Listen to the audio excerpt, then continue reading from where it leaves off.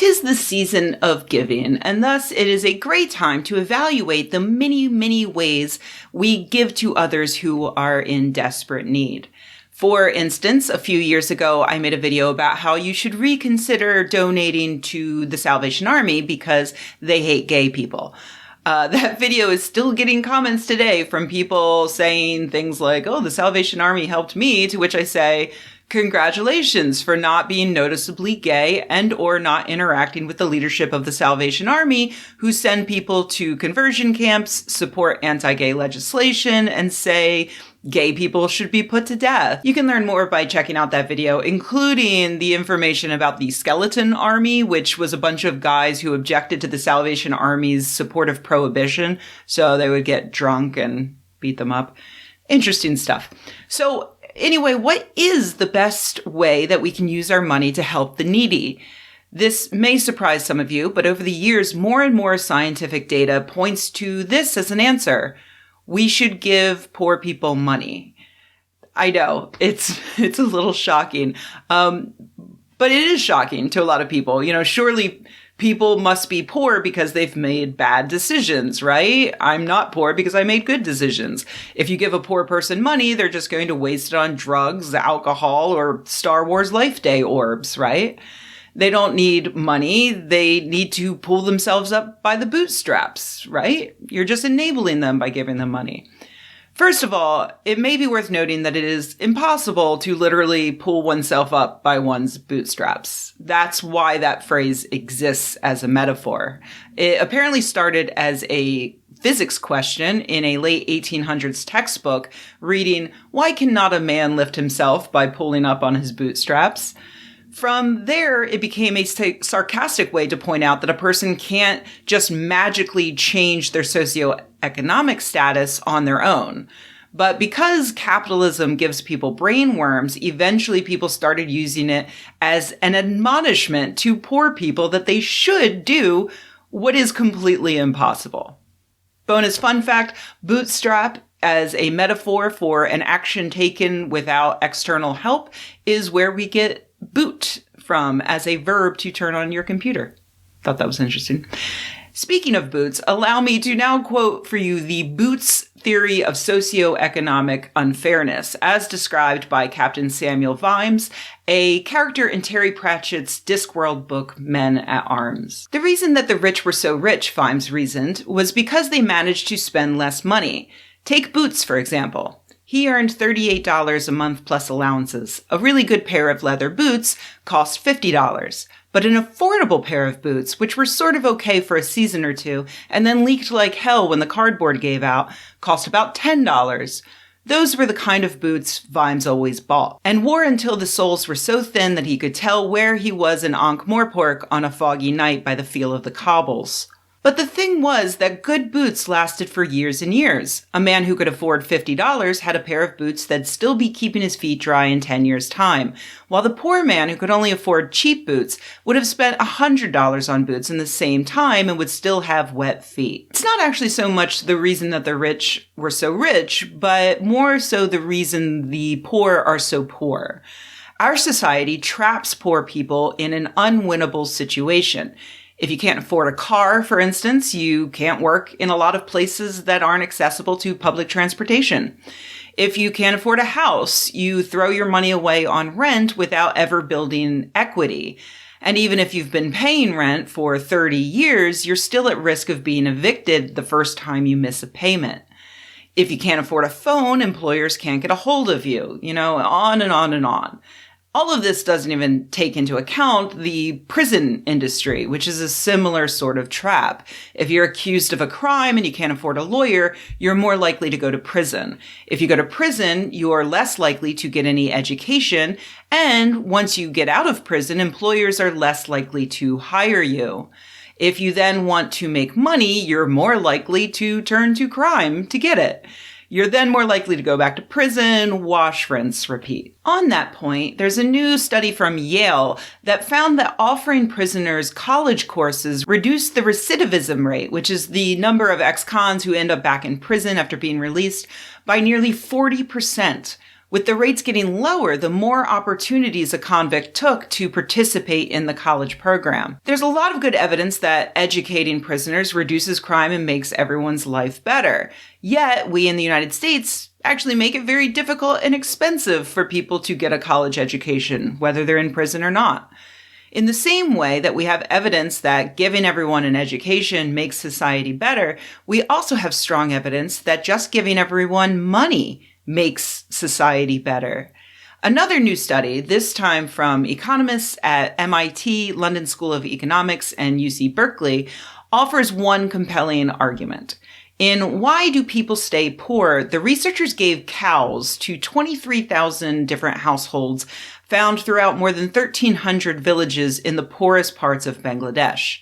Most of the recipients were women with an average age of 35 who were completely illiterate and without any assets. They then tracked those households for 11 years to see what happened. They found that a significant number of women were able to take a single cow and then build a livestock business that pushed them up and out of poverty permanently. I know what many of you are already thinking. Surely this can't relate to a developed country like the United States, where giving a random illiterate person a cow could never result in them becoming a successful business person. A few points on that. First of all, the really interesting part of this study is not that many women were able to use the cow to drastically improve their circumstances. That's not surprising because there have been many, many studies conducted all over the world that show strong evidence that simply giving a poor person resources will cause them to better themselves. We'll get to more on that in a bit. But no, the really interesting part of this study is found in the subjects who did not manage to improve their situation. You see, while all 23,000 recipients were at the lowest, poorest socioeconomic level possible, not all of them were exactly equal in their circumstances. The subjects who pulled themselves up by their bootstraps, so to speak, after being given a cow, were the ones who had just a little bit more money than the failures. Because a cow is nice, but what if the market is too far away? To get to the market, you need a cart. The cart costs extra money. Some households had the money or were able to get it, and others did not or could not. Because of this, the researchers were able to draw a very specific line, the poverty line, which they estimated to be 9,309 Bangladeshi taka, or the equivalent of about $504 in terms of purchasing power. Above that line, people had the resources to get out of poverty. Below that very specific line, they were trapped in an unwinnable game of capitalism. That very specific number is what's so interesting, and it's very much applicable to other countries. The amount will differ, but there's no good reason to presume that every country that has citizens struggling in poverty can't fix that by giving those people the minimum resources to succeed, whether those resources are cows, education, or cold, hard cash. The idea that poor people will just spend cash on something irresponsible is, in general, a myth. And yes, that includes in Western industrialized nations. Back in the 1970s, the poorest citizens of Dauphin, Manitoba, each received a check once per month for 5 years that raised them up to the presumed poverty line. Poor single mothers jumped at the chance to switch off of welfare, which didn't allow them to get education or jobs, to this new Mincome program, which allowed them to take care of their kids while actually getting training in order to become gainfully employed. After the 5 years were up, there were no people living in poverty in the town.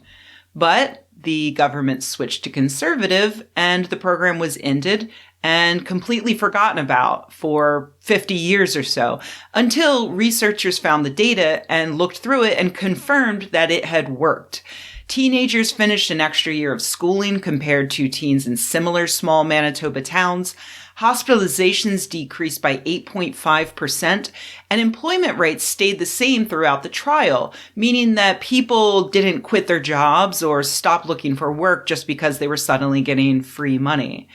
So yes, it can work in the industrialized world because we have many of the same problems as developing nations, just on a different scale.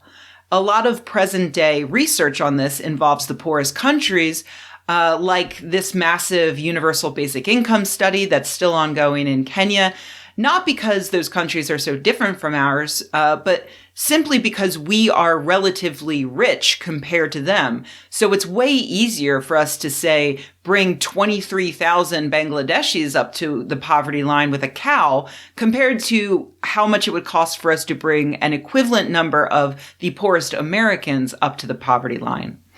It's worth noting that not every test of universal basic income, UBI, is a success. There was a program in Finland that gave monthly payments to 2,000 unemployed adults, and it was canceled after 2 years due to popular opinion souring and the feeling that it didn't help anything. There wasn't a lot of hard data examining whether it helped, but it didn't seem to be helping. Of course, it's worth noting that this program only gave people $658 a month, which was nowhere near enough to cover an adult's basic living expenses. Basically, they were giving people the cow when they couldn't afford the cart to get it to market, which led to failure. Would that program have worked if the amount they gave people was actually enough to lift them above the poverty line?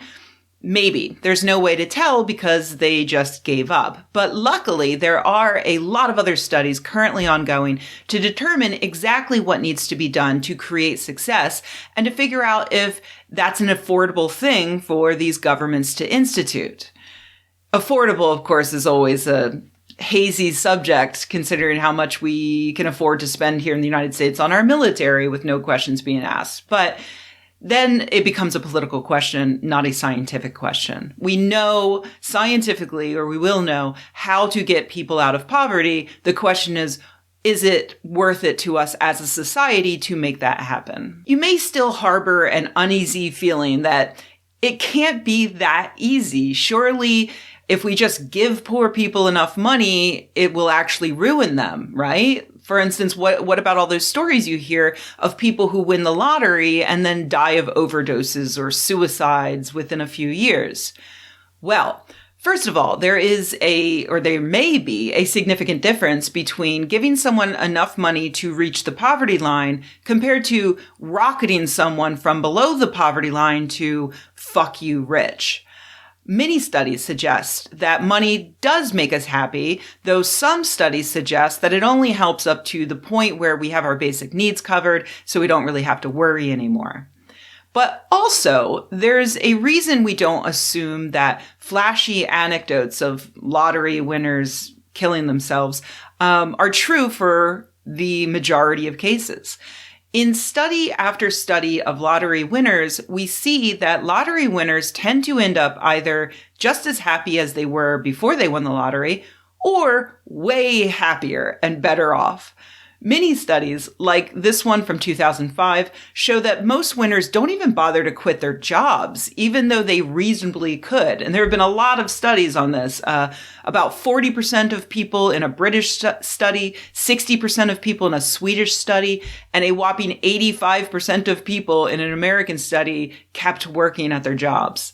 The data also shows that big winners might buy an extra luxury here or there, or help out their family members. But on the whole, they don't go on big shopping sprees and end up blowing all of their money. In fact, they tend to save their money in a fiscally responsible manner for a decade or more, depending upon the length of the study. You can still argue that money is the root of all evil, or if you're being biblically accurate, that love of money is the root of all evil. But unfortunately, we live in a world that runs on money. If you have a lot of it, you can put it in a place where it will magically make more money for you. If you don't have a lot of it, if you don't have enough of it, well, you're going to be spending more money on boots than the people who can afford the nice leather.